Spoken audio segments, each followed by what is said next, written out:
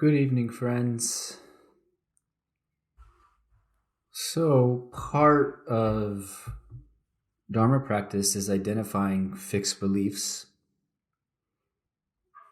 And actually, the teachings dwell on that quite a lot, almost to the extent that they're saying that's the essential thing is to identify them, and let go of them, as if it's a process of negation, seeing the ways of seeing that reveal themselves to be faulty. It came to mind doing some work with a Mahamudra teacher named Dan Brown. And after the mind was clarified in his sequence of practice, so you had some quality of crispness to your mind, and you would then search for fixed beliefs that were present in the moment and operating in your meditation at that time.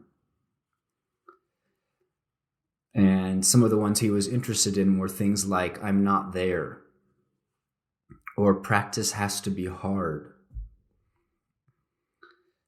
One of the ones he said is, in Asian cultures, a fixed belief that's hard to shake for practitioners is that this takes lifetimes. So therefore, I'm not going to be there. I can't possibly be there, or this can't be it. I can't be on the horizon of true insight because it takes lifetimes. I think he said that for Western practitioners, it was related to effort. The primary fixed belief was that what I need to do is try harder. And I have been, just catches my attention when in myself, and it does arise for me, I do get caught in this, and in others, I hear the belief that things are meant to be. Now, if you have that belief and I'm presenting a contrary view, cool. Let's just be mature people and disagree and have a dialogue. It's amazing how we can't agree to disagree culturally anymore. Nobody seems to be able to tolerate an opposing view. In some ways, this can cut deep because some people's religious orientation is around meant to be, which I'm going to unpack more. And I hope to talk a little bit about why it might be problematic.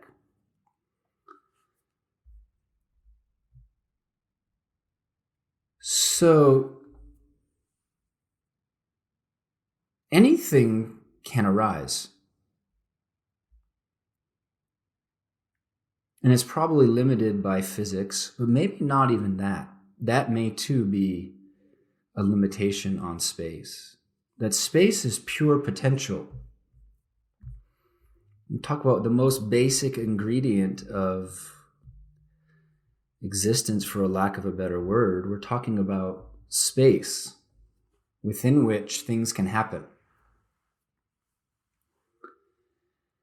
And in practice, and also just in our contemplation, we can zoom in and we see that things are wide open.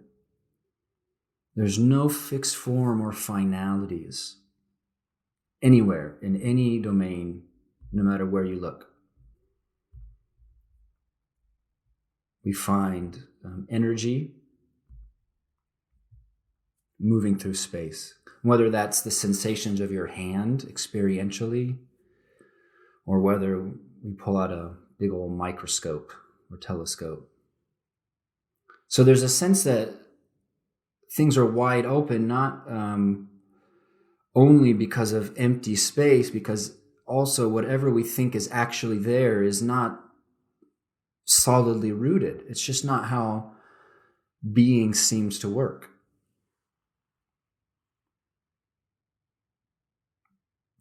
Only something in motion registers as a perception. if something isn't moving or changing or arising, then sensory apparatus can't track it. So this is all to say you could declare bankruptcy tomorrow, go woofing on a farm in Vermont, and spend all your free time candle making. You could potentially do anything within the laws that you currently operate on. And maybe you could even go somewhere and learn to no longer have to operate under them. Some people are into that. But we tend to think of our lives in a very parametered way. But from the perspective of space and agency, you could do anything within limitations. So consider even as a potential that you could make any kinds of changes. You could weave different colors into your life. You could have quite a different configuration. Then what does that say about things being meant to be?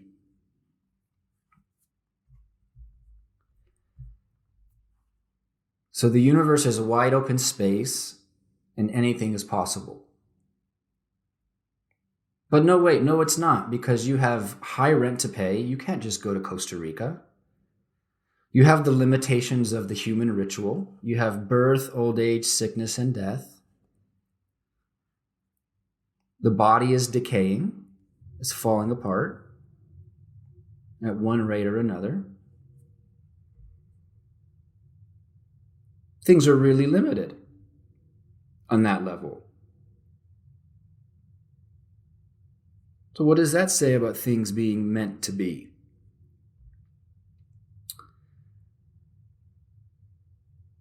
Something similar to, it kind of approximates the thinking that, oh, this thing that happened was meant to be, is related to karmic potentialities. And I was thinking of an image, and it's like a compressed spring. So a situation seems to be fated because when something happens, it feels really intimate. A project come together and we feel like, well, it was meant to be. Because there is a relationship, there's a cause and effect relationship established, the timing and the details. But rather than it was meant to be, what does that mean? Something was meant to be. Maybe what's going on is that we've had our heart and our mind and our actions set on working towards a particular direction, and then there's a fruition of those intentions and actions. And that's what I mean by the compressed spring. We've been compressing it, and then at some point, there's all this energy in that's bound up in that. You let go and it pops.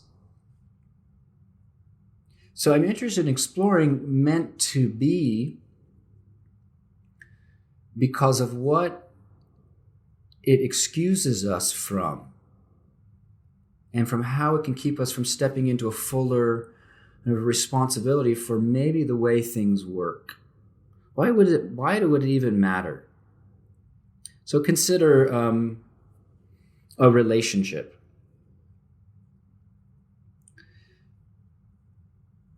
Meant to be, when we say something, oh, it was meant to be that we broke up, it sometimes is a way of not reflecting on why something came together or fell apart.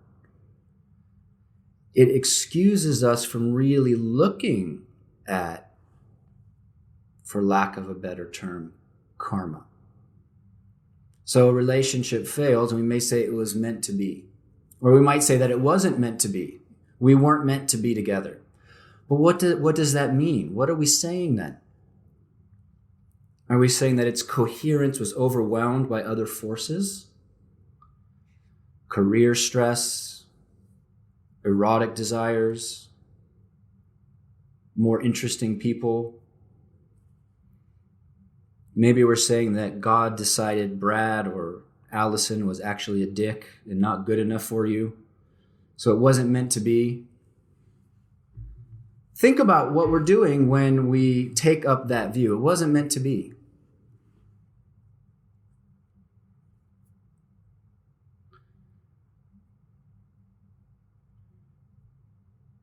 The relationship not surviving could be one or both of the people or group of people didn't do the work to mend or understand or work out the conflicts. Was it meant to be that we let the conflicts lie unaddressed?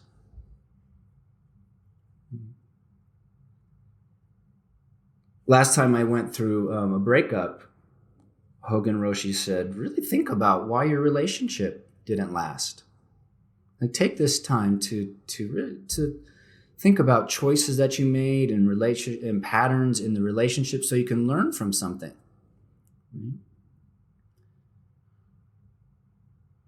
Because it wasn't like I went through the wrong door, or we went through the wrong door together, and therefore we ended up on the wrong side of the tracks. That's another angle on it's not meant to be. When we say something is not meant to be or meant to be, it can belie a belief that there is, in all caps, the right door. So if something is meant to be, that means we went through the correct door.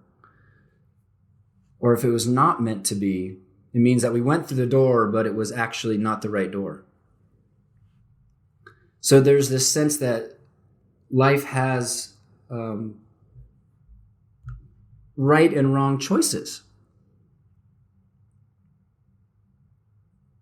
That's a different view than a karmic view that actions have consequences. And we can think in terms of what's skillful or not skillful, but there's no inherent right or wrong direction. You see how much freer and, in a way, scarier it is to not have a view that things are meant or not meant to be?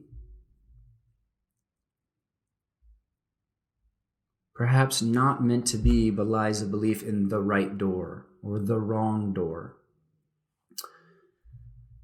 Perhaps not meant to be belies a belief that what is difficult to do and stay with must be the wrong course. So sometimes we're going about a direction in life, and sometimes this is true for people in their spiritual practice as well. It gets really hard and it doesn't feel good. It's difficult, and they feel I must not meant to be here. I'm not meant to do this practice. And in a way, it's kind of like a Marin County version of Taoism. Like, I'm in a flow with life as long as it feels good. And if there's friction, that means I'm doing the wrong thing, because Lao Tzu said, just go with the flow, like a river avoiding resistance. That's a dangerous kind of way of thinking about life, in a sense.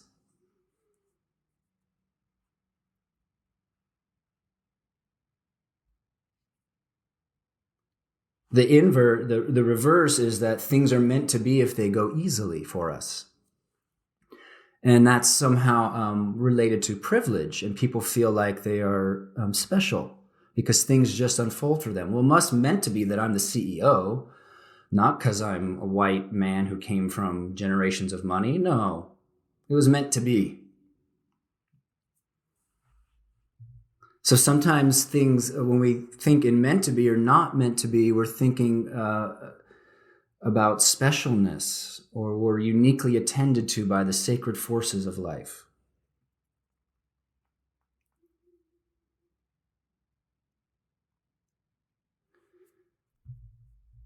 I think meant to be gets really suspicious, and it can even be offensive if we really look at the inconsistencies in how we apply it, the contradiction. For example, we might feel like it was meant to be that we met the love of our life, but we would never say that about our friend who got cancer. Things can't be meant to be sometimes and not meant to be other times.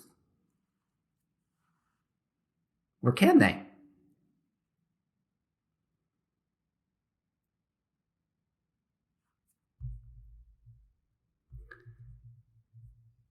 So the consequence of is or isn't meant to be, what I'm getting at here is it exaggerates or it diminishes personal or societal responsibility and agency.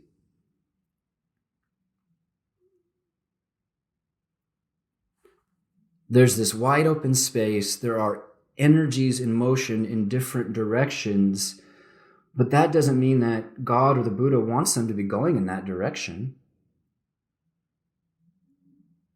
They're just going in that direction.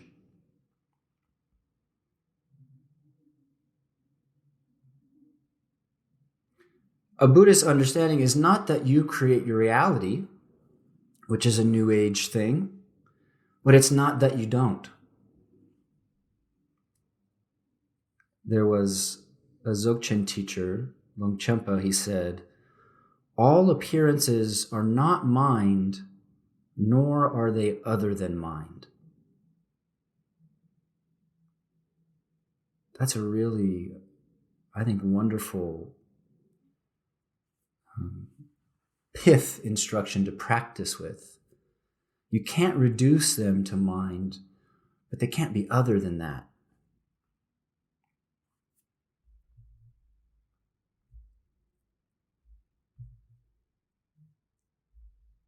So if things aren't meant to be, you could say that we are sculpting the mystery of life. We're contributing to and creating different karmic waves, creating karmic probabilities, and we do it with open-handedness. We can have trust in the place it's coming from and the direction that we're trying to go, but it's wide open. There's something to be said for riding karmic waves. For example, was it meant to be that so-and-so got rich in a startup? Well, maybe, no, maybe they just surfed a wave. There's already something in motion and we join with that thing. And that's just how it functions. There's certain currents in life, in society, in culture, in families, etc.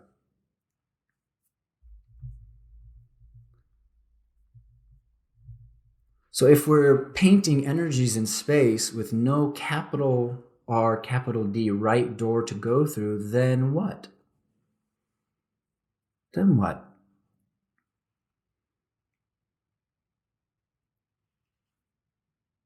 We could, in a sense, it's changing the question from why am I here to why do I want to be here? Or what are we here for to what do we want to be here for?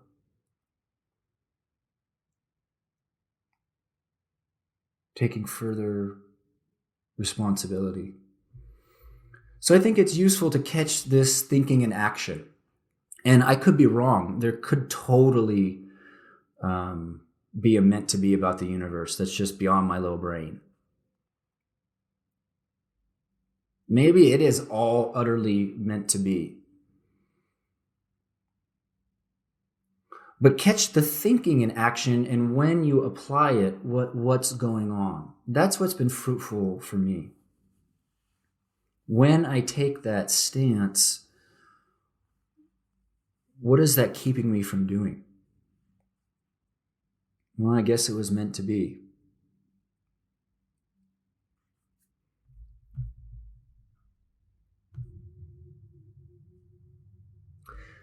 So related to this, next week I'm going to be doing a workshop I'm calling Tuning to Your True North next Saturday. And this will be an element of it, a sense of I'm not going to click into the grand plan that's woven into the universe for me and suddenly be utterly happy. it's much more, the onus is much more on me to be creative about what I do with the ingredients I have. And so we'll look at these kind of questions and try to take responsibility and really envision, for example, is how I'm living bringing me juice? Is it lively? Or what else might? Or where do I want to be in service?